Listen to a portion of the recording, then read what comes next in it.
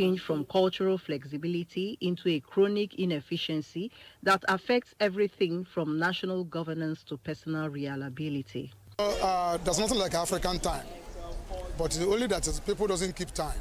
So why you call it African time is just because, the whites, because the Europeans, they're very timely. So, but in African context, whenever you're having an event, somebody will like to come behind the time, or behind the schedule. It's like African time.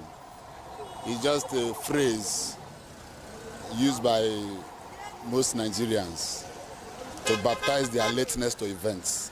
This event was scheduled to start at 10 a.m., but as at 11:30, when NTA crew visited the seats, were yet to be occupied.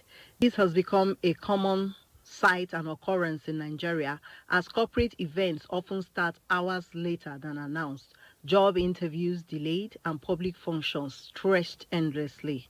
This sentiment is echoed by many Nigerians who see punctuality as a sign of respect, but feel trapped in culture that rewards the opposite.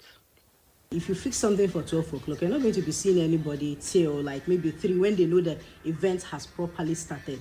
So like that, it has crept in and it has come to stay, African time. So you can't fix something for 12 o'clock and people will be there by 12. No, they will want to go and do other things. And by that, it's become a norm in this part of Africa. Management is one thing.